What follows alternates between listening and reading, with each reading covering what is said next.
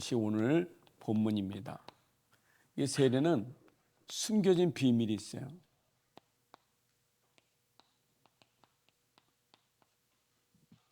세례가 얼마나 중요한지 모릅니다. 여러분 교회에 나와서도 이제 세례 교인이 있거든요. 그 세례 받지 않으면 성찬식도 참여할 수 없고 세례 받지 않으면 교회 회원이 될 수가 없어요. 그래서 세례 받아야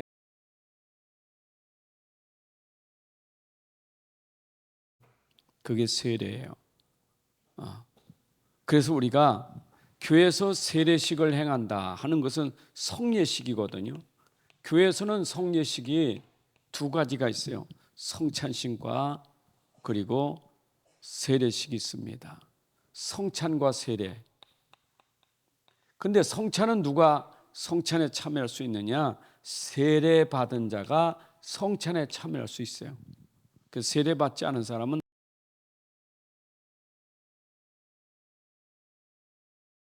우리가 눈에 보이는 성찬식, 세례식도 이것도 눈에 보이는 성찬식에 참여하는 것도 눈에 보이는 세례를 해야 돼요.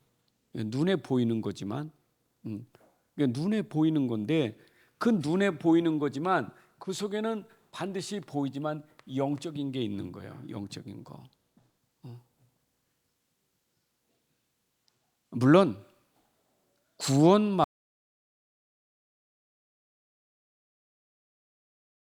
구원받은 사람이 성찬떡 안 먹었다고 구원 못 받는 거 아니잖아요. 구원받은 사람이 성찬떡 안 먹을 수도 있어요.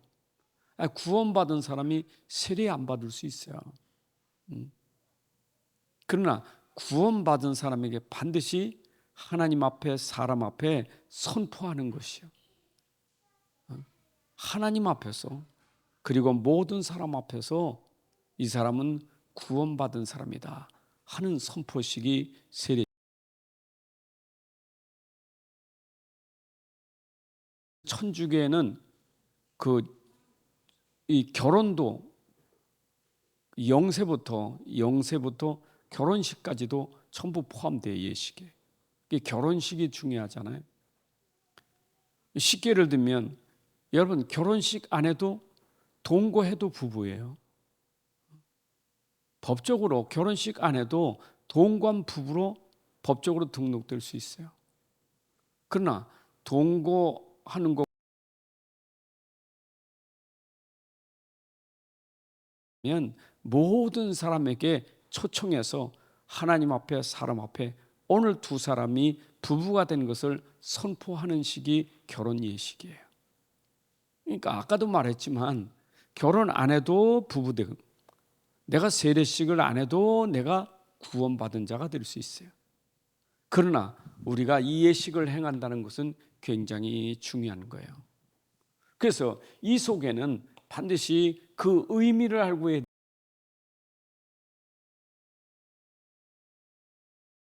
세례식을 할 때는 반드시 로마서 6장에 있는 말씀 우리가 읽으면서 세례식을 하는 거예요. 그리스도와 함께 죽고 그리스도와 함께 다시 살아난 그리스도와 연합되는 그 시간이다 하는 것이 로마서 6장이에요. 성찬식은 고린도서 11장에서 예수님 우리에게 기념하라 하는 성경을 가지고 그래서 성경에서 그 내용을 의미를 가지고 우리는 하는 거예요. 말씀에 근거해서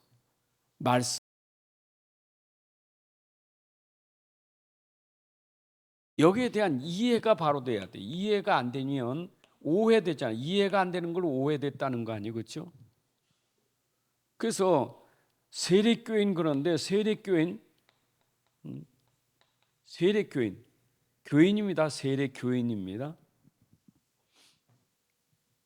그래서 우리 총회에서도 총회주일은 세례교인이 부담금을 내잖아요. 세례교인 10,000원씩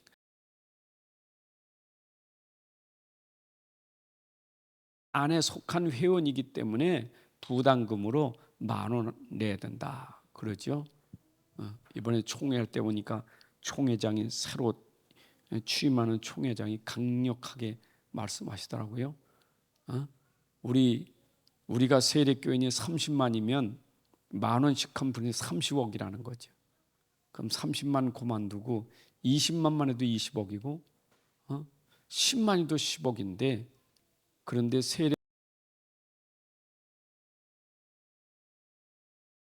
세례니까 얼마나 협조하느냐 이렇게 이제 광고를 하셔요. 그럼 어마어마한 세례교인이라면서 세례 부담금 10,000원 내는데 억대밖에 안 되니까 총회가 운영하기 힘들다고. 그래서 교회가 세례 부담금 내라. 세례교인은 세례 부담금 내야 돼요. 구원 못 받아서 세례교인 되면 부담금 내야 돼요. 그러니까 구원의 기준은, 구원은 세례교인이기 때문에 구원받은 건.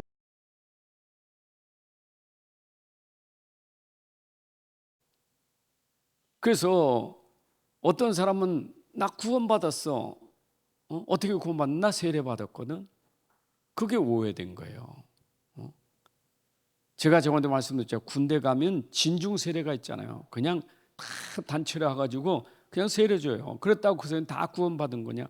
그렇진 않아요. 구원은 이건 하나님이 하시는 사역이지 우리가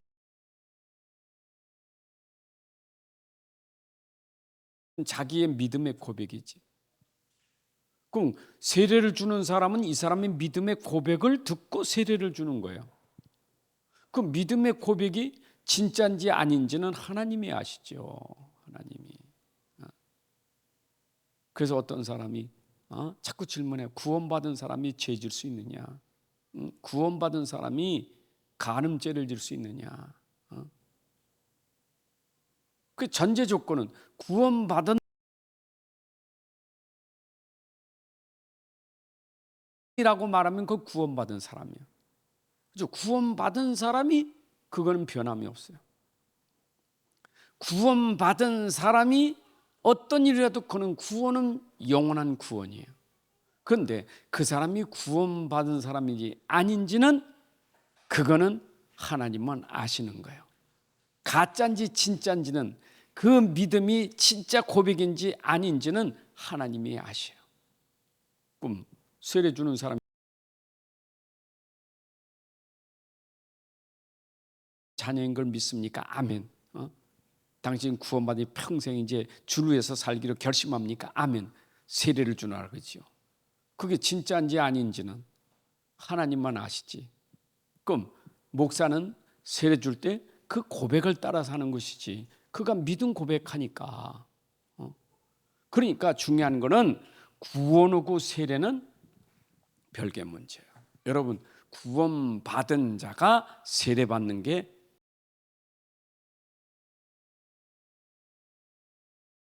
구원받은 자예요. 구원받은 자. 세례가 구원이 아니라 구원받은 자가 세례받는 거예요. 그 구원이 전제예요. 성찬식도 구원받은 사람이 떡을 떼고 잔을 나누는 교제가 있는 거예요. 그러니까 반드시 구원받은 자, 하나님을 만난 자. 하나님 만난 자가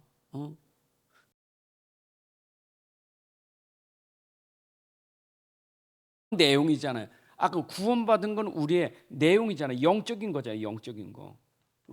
구원받은 건 영적인 거예요. 그 영적인 것이 어떻게 알아요? 그래서 영적인 것으로 그 표시를 하는 것이 바로 세례예요. 여러분, 할례도 똑같아요. 할례가 구원을 주는 건 아니에요.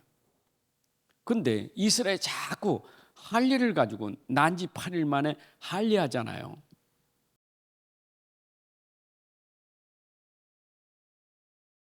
택한 백성이요. 할례 받지 않은 무할례자는 선민으로 여기질 않아요. 자기들만 구원받은 사람은 왜 구원받았냐? 우리만의 선민이냐? 우리는 할례 받았으니까. 그게 바로 초대교회에서 계속 거짓 사도들이 와서 속였던 부분이에요. 바울이 복음 전에서 구원받은 건데, 복음 전에 구원만 받는 게 할례도 받아야 구원받는 거지, 할례 받지 않고 무슨 구원받아요?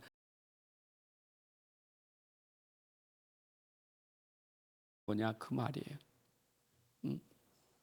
그러니까 구원받은 사람이 세례받는 건데 구원받았어도 세례 안 받아도 구원받은 건 구원받은 거예요. 이해되시죠?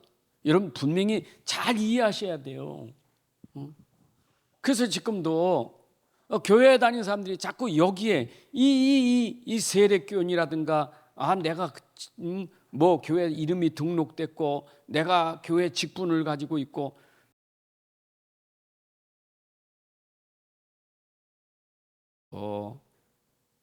구원받은 사람이 직분 주지 구원받은 사람 어떻게 직분을 줍니까? 근데 직분 받았다고 구원받은 건 아니다 그 말이에요. 이게 더 중요한 거예요. 목사라고 다 구원받았을까요? 목사도 구원 못 받은 사람이 있어요. 신학자라고 다 구원받았으면 아니요. 신학자 구원 못 받는 사람이 있어요. 그러니까 구원과 이건 아니다 그 말이에요. 여러분들이 이해되시죠?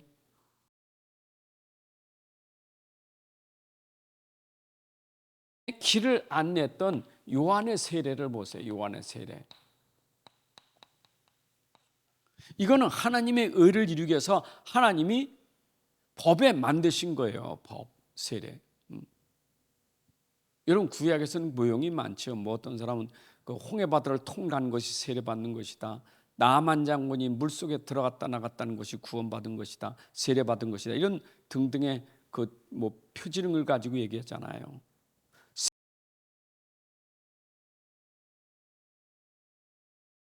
물론 담근다, 씻는다, 적신다 그 뜻이 있어요. 원어로는 물에 담근다. 우리도 침례교회 다닐 때는 물에 담궈야만 이게 진짜 세례지. 물 뿌린 게 무슨 세례냐. 그래가지고 성경 읽어도 세례는 꼭 안 읽어. 침례로 읽어야 되고.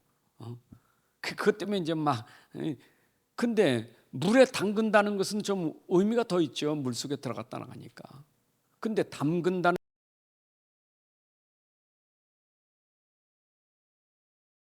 그래서 구약의 성막에는 물두멍이 있어요. 그 물두멍을 씻는 거잖아요. 씻음이 있단 말이에요. 씻음. 그래서 세례 요한은 제 씻음의 표시로 세례를 하는 거예요. 근데 이래도 물로 씻었다고 죄가 없어지는 건 아니잖아요. 여러분 물 뿌렸다고 죄가 없어지는 건 아니잖아요. 그래서 요한이 세례 주기 전에 먼저 외친 게 뭡니까? 세례 주기는 외친 게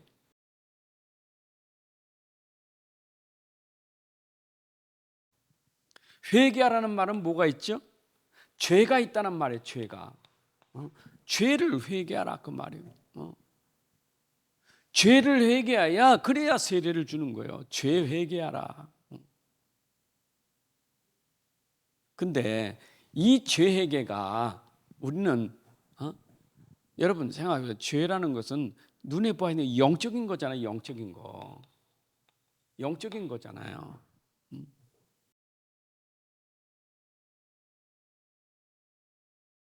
물로 씻으면 되겠죠. 그래 영적인 건 물로 되는 게 아니잖아요. 영적인 건. 그래서 영적인 걸 우리가 말할 때 원죄라고 말하잖아요. 우리가 회개해야 될 게 뭡니까? 영적인 회개가 있을 영적인 회개. 도덕적인 회개 말고요. 육신적인 뭐 내가 남의 도둑질하고 거짓말하고 그것도 물론 회개하지만 근본 회개는 아니잖아요. 근본적으로 문제가 생기니까 도둑질하고 싸우고 욕하는 것이지.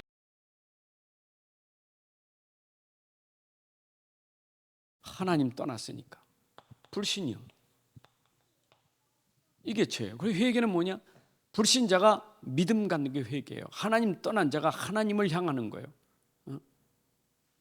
가인은 하나님을 떠나 세상으로 갔고 창세기 4장 16절에 가인은 하나님 떠나서 세상으로 갔어요.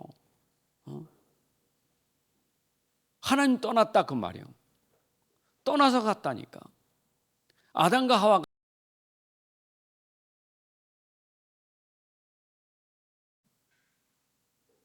돌아섰다, 유턴했다 그 말이에요. 여러분 집을 나간 탕자가 뉘우침만 가지고는 안 되죠. 이제 집으로 돌아가자. 아버지께 돌아가야지. 죄는 뉘우치는 게 아니에요. 아이고 내가 왜 죄를 졌는지 모르겠어. 이제 다시는 죄 지지 말아야지. 그게 회개가 아니에요. 내가 죄에 졌다는 것을 뉘우치면 돌아서야 돼.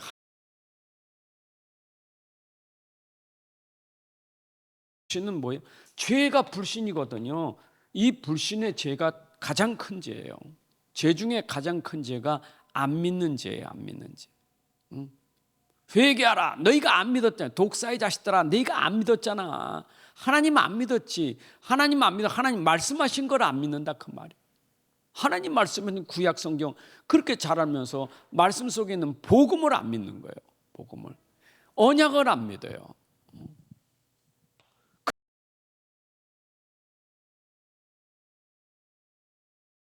사단에게 잡혔다는 말은 사단의 종로로 타고 살았잖아요.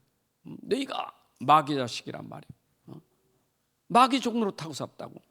죄의 종로로 타고 마귀의 종로로 타고 불신이니까 세상의 종로로 타고 살았다고요.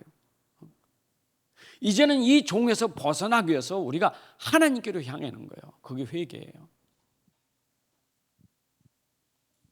이건 창세기 3장, 6장, 11장에 있는 거 아니겠어요? 이거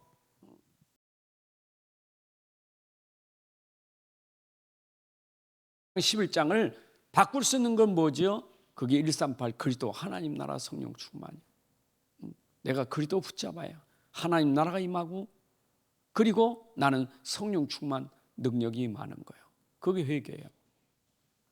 회개하라. 그러면 뭐가 임한다고요? 천국이 임했는다. 천국 임한다. 임재. 여러분 세례 받을 때 천국이 임한다 그 말이에요.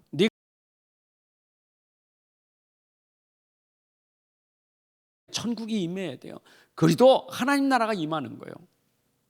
내가 믿음 가지면 반드시 믿음으로 구원받아 하나님 나라 갑니다.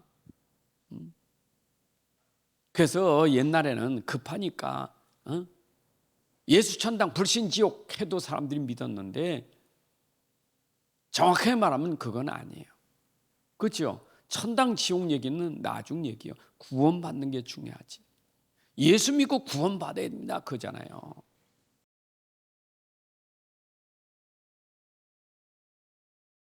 구원을 얻으려 구원이 중요한 거죠.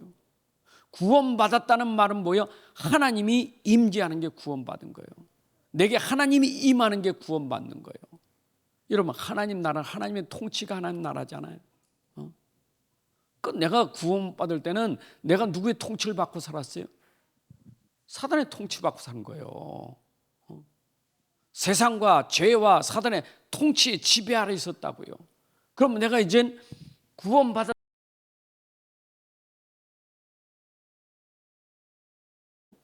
그래서 내 안에 그리스도가 오셔서 나의 주인으로 나를 통치하는 그게 천국이 임하는 거예요. 회개하라 천국이 갖고 왔느니라 하는 말은 그리스도가 오실 때 세례 요한이 외치고 있을 때 그리스도가 오심을 보며 이제 그리스도가 오셨단 말이에요. 메시아가 오셨다고요. 왕이신 하나님이 오신 거예요. 내가 회개하고 믿으면 그 그리스도가 내게 임한다 그 말이에요. 여러분에게 그리스도가 임해야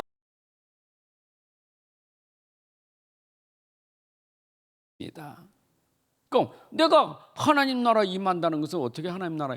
여러분 하나님 만나야 하나님 나라 임하는 거지. 그래서 요한복음 14장 6절에 예수님만이 하나님 나라 임하게 하는 길이에요. 내가 곧 길이요 진리요 생명이니 나로 말미암지 않고는 그는 아버지께로 올 자가 없느니라. 나하고 하나님하고 만나는 통로가 뭐냐? 바로 예수 그리스도를 믿어야만 하나님 만나는 통로가 되는 거예요.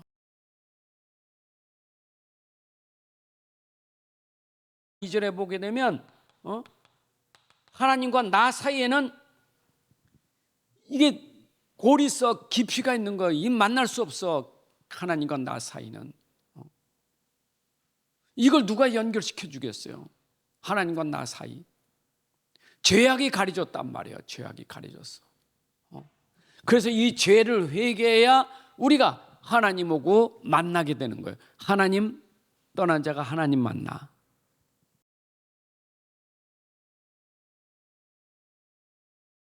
오 59장 2절에 하나님과 나 사이에 벌어진 것을 그리스도께서 길을 내주신 거라고요. 그래서 그리스도가 하나님 만나는 길인 거예요. 그래서 내가 하나님을 만나고 하나님과 소통하고 하나님을 누리는 거예요. 이게 세례 요한이 외친 거예요. 영적인 의미가 있다니까. 이 영적인 비밀이 있는 거예요. 지금 바리새인들이 세례 요한이 세례 주고 있는 현장에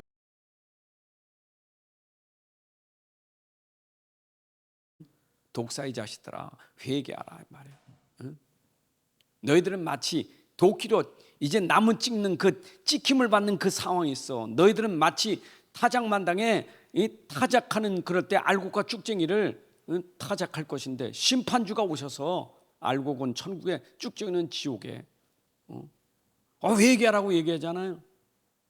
깨닫지는 못해. 이거를 아예 이걸 못 깨달아. 이걸 깨닫지 못하는 거예요.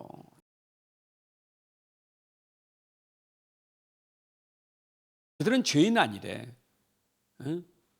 세리 마태가 죄인이지.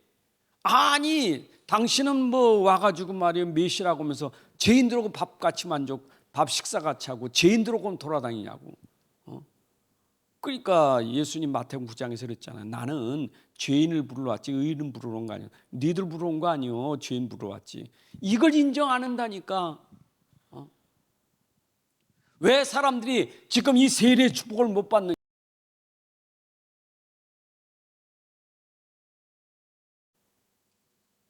죄가 없다는데 뭐 회개할 이유도 없죠. 세례 받을 이유도, 죄 씻음 받을 이유도 없는 거예요. 나는 죄가 없으니까. 난 천국 있는지 없는지 모르겠지만 나는 그래도 니들이 천국 가면 난 천국 만국을 갈 수 있어. 천당 가면 난 만당 간다니까. 여러분 이게 불신자가 지금 깨닫지 못하는 거예요.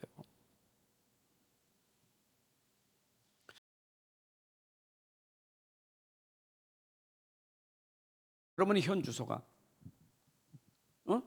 죄를 받는 죄인이 의인 되는 게 이게 현 주소예요. 여러분 의인 되는 거예요. 어떻게 죄인이 의인 될 수 있습니까? 죄 씻음을 받으니까 의인 되는 거예요. 그게 세례예요. 그래서 로마서 6장에 네가 다시는 죄의 종 노릇하지 마. 네 몸으로 이제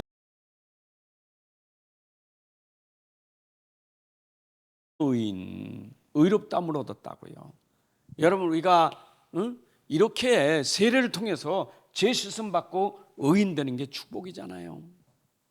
그런데 이거는 하나의 예수님 오셔서 이제 우리의 모든 이런 죄 씻음의 일을 하기 위해서 세례 요한은 그 길을 첩경을 바르게 하는 거예요. 가르쳐 주는 거예요. 선지자로서.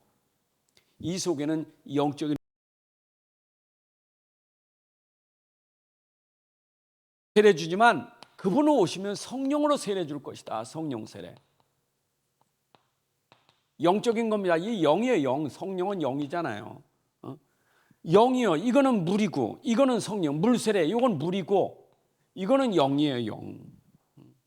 여러분 물 세례로 죄 씻는 게 아니라 우린 영으로 죄를 받는 거예요. 영. 요한복음 6장 13절. 살리는 것은 영이니 육은 무익하니라.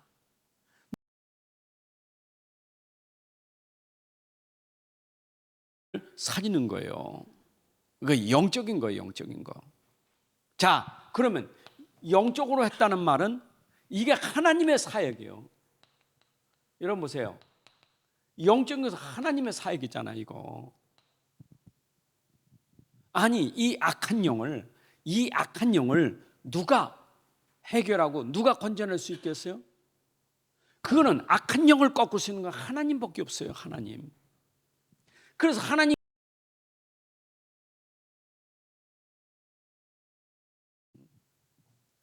하나님은 영이시라고요. 성부 하나님이 영이시고 성자 하나님이 영이시고 성령 하나님이 영이시라니까. 성사 하나님이 영이셔요. 그래서 하나님이 말씀하신 그 말씀은 영적인 말씀이에요. 영의 말씀이에요. 그렇죠? 하나님 말씀은 영이 살리는 말씀이에요. 영적인. 내 영을 살리는 말씀이라니까. 예수님은 영이신데 육신을 입으신 거예요.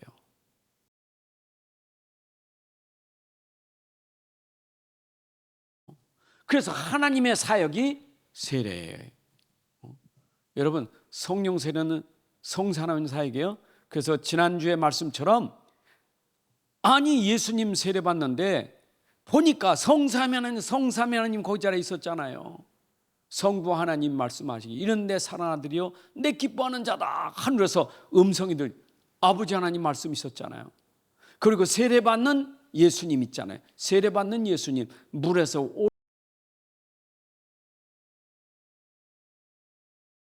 성삼위 하나님이 그 세례 속에 있었다 그 말이에요. 여러분들 우리가 세례 받을 때 성삼위 하나님이 함께하는 시간이에요. 그래서 마태복음 28장 19절에도 너는 모든 족속으로 가서 제자를 삼는데 아버지와 아들과 성령의 이름으로 세례를 주고 그랬잖아요. 자, 세례는 누구의 사역이요? 성삼 하나님의 사역입니다. 그래서 아버지와 아들과 성령의 이름으로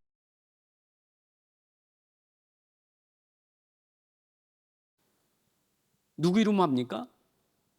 성부 아버지 하나님과 성자 하나님과 성령의 이름, 성삼위 하나님의 이름으로 세례를 주노라 그러잖아요. 성삼 하나님의 사역이에요. 자, 성삼 하나님의 사역인데 그때 비둘기같이 성령이 비둘기같이 임했다 그거죠. 비둘기. 그러니까 또 저 천주교 말에 박태선이는 비둘기가 평화의 상징이라.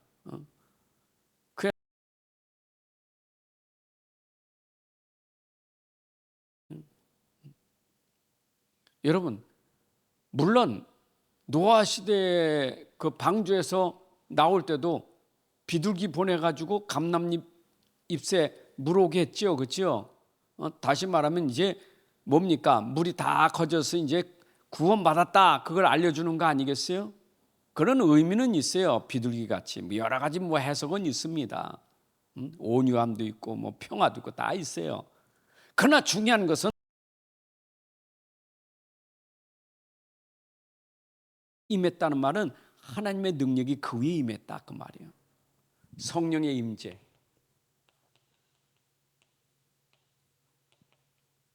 에베소 1장 13절. 여러분, 내가 구원받을 때 성령이 우리를 인치신다 그 말이에요. 여러분들에게 인치심을 받은 거예요. 그래서 에베소 1장 1절부터 13절까지 보게 되면 14절까지 보게 되면 성자 하나님 전에 나를 선택하여 하나님의 아들들이 되게 하셨으니 아버지 하나님께 아들 예수께 성령의 하나님께 찬양과 영광을 돌립니다. 그러면서 성령의 하나님이 우리를 인치셨으니 여러분들 성령으로 여러분들 인치셨어요. 그게 성령 세례예요. 인침 받았죠? 인침 뭐요? 인침은 도장 찍는 거 아니에요. 계약이요, 계약. 약속이요. 인침. 너는 내 것이다. 그죠? 여러분들이 성령 받을 때 성령이 딱 인치는 순간 너는 내 것이다. 바꿔야 안 바꿔져요. 하나님이 한번 인치면 끝이에요. 그래서 성령이 내 안에 임하면 영원히 우리 안에 계신 거예요. 그게 요한복음 14장 16, 17절이에요. 여러분 속에 성령이 오셔서 예수님 말씀하신 거 아니에요, 그렇죠? 너에게 성령이 임하면 너희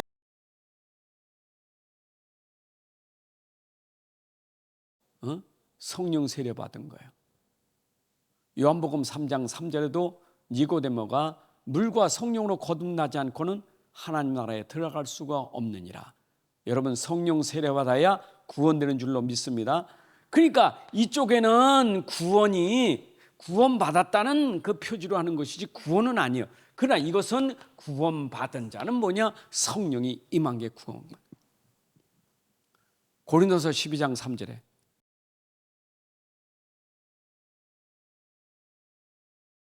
여러분 성령이 임했기 때문에 로마서 8장 14절 15절에 아바 아버지라 부르게 되느니라. 여러분 영어로 말미암아 아버지라 부르게 되고 그 영어로 보면 주라고 신하게 되고, 이게 성령이에요. 성령. 여러분, 성령이 임한 게 얼마나 축복입니까? 자, 그런데 이 성령은 내 안에 임했는데 그 성령의 능력은 어떻습니까? 여러분, 성령의 능력, 내 안에 성령이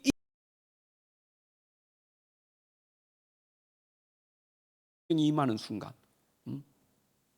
여러분, 어둠에 빛이 임하면 어떻게 돼요? 어둠 빛이 임하면 어떻게 돼요? 어둠이 물러가는 거 아니겠어요? 그걸 재창조 능력이라는 거예요.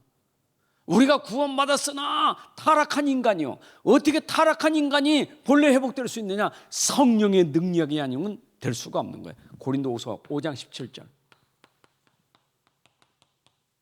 그리스도 안에서 우리는 뭐예요?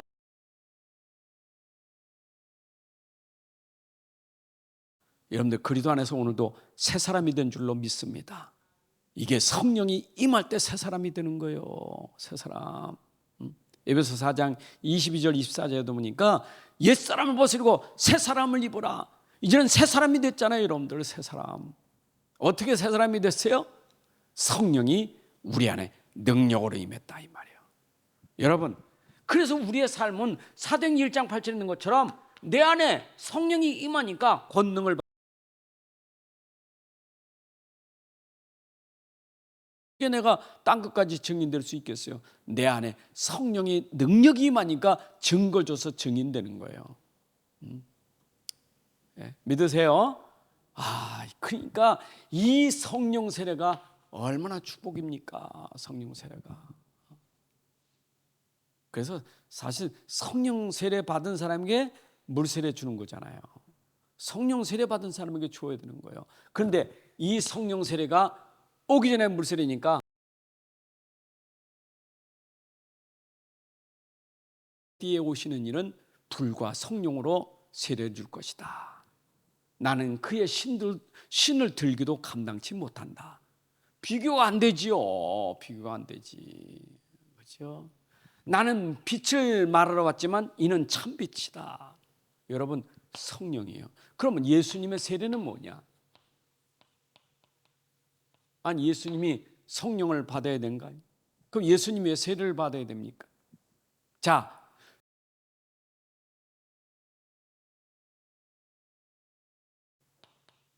예수님 회개할 게 없어요. 세례 요한에게 세례받는, 회개해야 돼, 회개해야 돼. 성령 세례받으려면 회개해야 돼, 회개해야 돼. 그런데 예수님은 회개할 이유가 없어요. 죄가 있어야지, 죄가. 예수님은 죄가 없는데 무슨 회개합니까? 죄 없으신 분이죠. 동정녀 말의 몸에서 나셨으니 성령으로 잉태됐으니 죄 없.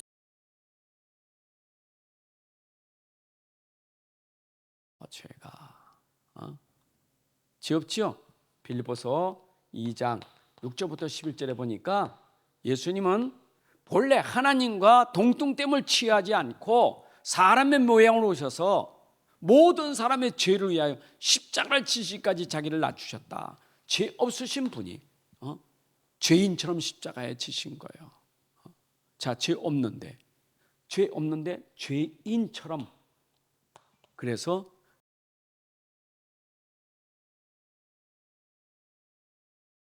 십자가는 뭐예요? 죽음이요. 그 죽음이 뭐니까 그게 바로 세례예요. 예수님은 왜 세례 받으셔야 돼? 인간들의 모든 죄를 다 짊어지시고 그가 물속에 장사 지낸 바 되는 거예요. 그래서 죽으신 거예요. 죄가 있어서 죽은 게 아니라 모든 인간들의 죄를 짊어지시고 죽으셨다, 이 말입니다.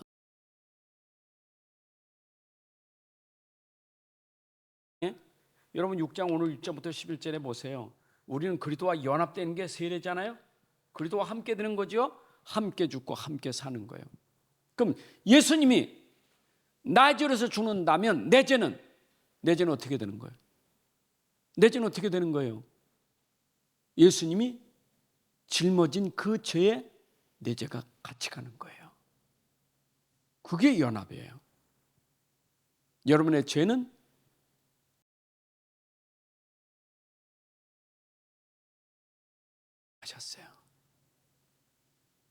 믿습니까? 다 담당하셨다니까, 여러분들의 죄를. 그 예수님의 죽으심이요. 그는 죽을 이유도 없어, 십자가에. 왜? 죄가 없는데. 근데 왜 죽으셨나고, 죄 없는데. 그런데 그는 죄인으로, 우리의 죄를 다 담당한 죄인으로 십자가에 죽으신 거예요. 빌라도가 말했어요. 저는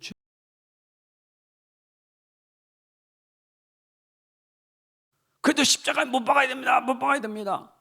물로 물로 씻으면서 난 죄 없어. 그럼 우리 그 죄를 우리에게 돌리소서. 이게 유대인들 아닙니까? 빌라도도 죄를 찾지 못했다니까. 죄 없으신 그분이죠. 고린도서 15장 3절 5절 말씀처럼 예수님은 성경대로 죽으시고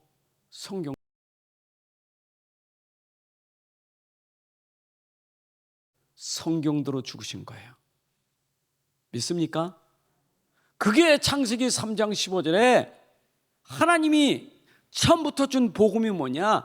아담이 범죄한 그 죄, 창세기 3장의 그 근본 죄, 그 죄를 메시아가 오셔서 십자가에서 죽으실 것을 예표하신 거예요. 그 근본 죄를 예수님이 담당하시고 죽으실 것을 성경에 말씀하셨는데,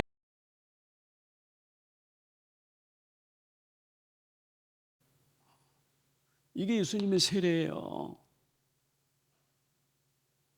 다시 살아나셨죠? 죽으셨다 살아나셨잖아요. 그 얘기는 뭐예요? 죽어 살았다는 말은 예수님은 생명이시라고요. 요한복음 11장 24절, 25절, 26절에 나는 부활이요 생명이 살겠고, 그 말은 생명이 있는 거예요. 예수님의 생명은 영원한 생명이죠. 영원한 생명이죠. 요한복음 5장 39절에 너가 영생을 얻고자 하여 성경을 산고하니와 이 성경이 곧 내게 대하여 증거한 것이니라. 요한일서 5장 11, 13절에 하나님의 아들이 있는 자는 영원한 생명이 있고 아들이 없는 자는 영원한 생명이 없느니라. 여러분들, 그래서 우리가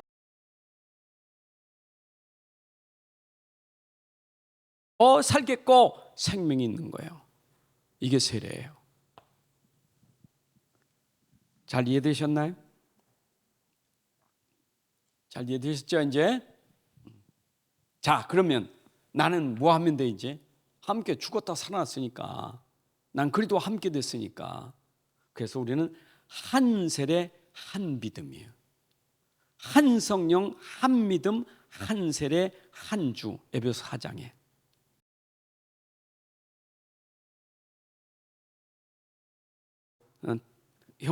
성령의 맨주 우리는 매어서 성령이 우리를 한 몸으로 묶었다고요. 그래가지고 우리는 한 주 한 믿음. 그래서 우리는 오직 믿음. 여러분이 그래서 우리는 오직 믿음이에요. 예수님이 십자가에 죽으시고 부활하신 사실을 믿으시면 돼. 그 말은 예수님이 나의 모든 죄를 다 담당하시고 죽으셨다.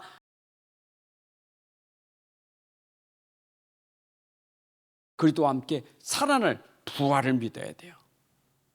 고린도서 15장에 나오는 것처럼 예수는 잠자는 자들의 첫 열매가 되셨느니라. 그래서 예수님의 부활은 우리도 부활될 것을 믿으셔야 돼요. 이 말은 예수님이 내 죄 문제에서 십자가에 죽으셨고 그가 다시 살아났으면 우리도 다시 살아날 것을 부활을 믿어야 돼요. 십자가 부활. 아멘. 그게 복음이에요.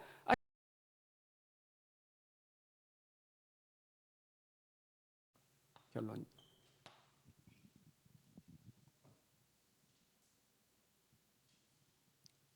요한복음 1장 1절부터 14절에 여러분 예수님의 성육신을 여러분들이 이해하시.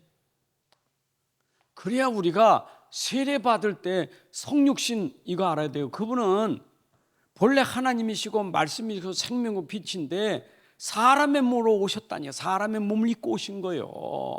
자기 땅에 오매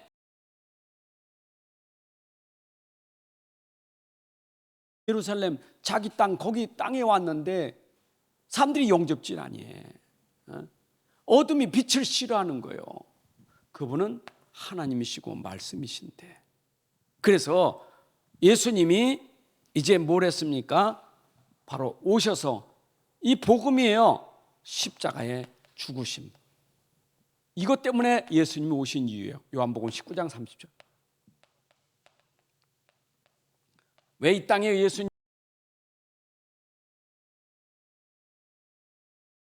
예수님은 이거 십자가 지시려고 했다니까.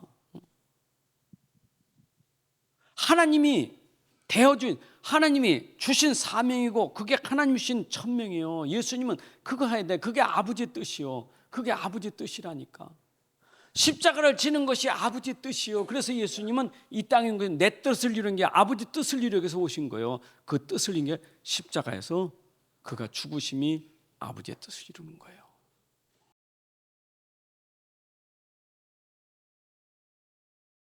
것이 아버지의 뜻이에요. 아들을 믿어 영생 얻는 것이 아버지의 뜻이에요. 요한복음 6장 40절에 아버지의 뜻은 아들을 믿고 구원받는 것, 영생 얻는 것이 아버지의 뜻이에요. 아멘. 자, 아버지의 뜻이라면 이제는 여러분들이 뭐가 됐어요? 이제 십자가에 죽으셨으니까, 그분이 다 이루었으니까 이제는 우리에게 하나님이 주신 사명이 있어요. 여러분들 이제는 내가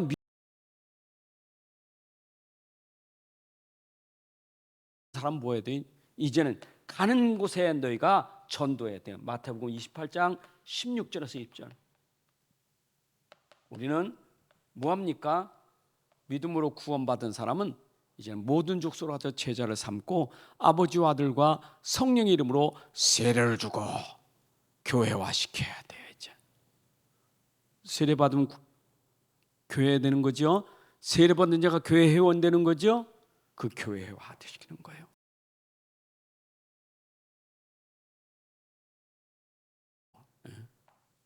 이게 이제 우리의 사명이에요. 예수님 오셔서 행하신 이 일을 우리 믿고 구원받고, 그리고 모든 족속을 제자로 삼아서 복음 전하는 서들이 아버지 아들 성령 이름으로 세례를 받고 교회화시켜서 예배 생활하게 하고 예배 속에 은혜 받고 하나님 나라 누리고 현장 살리는 주역이 되게 하는 게 아버지의 뜻이에요.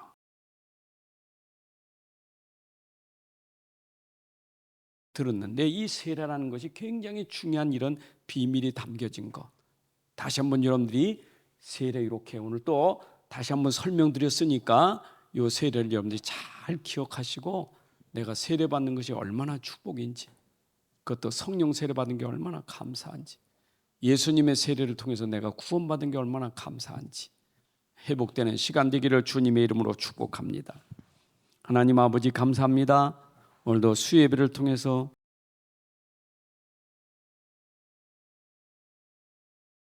누리게 하시니 감사합니다. 특별히 오늘은 세례에 대한 축복을 주시니 감사합니다.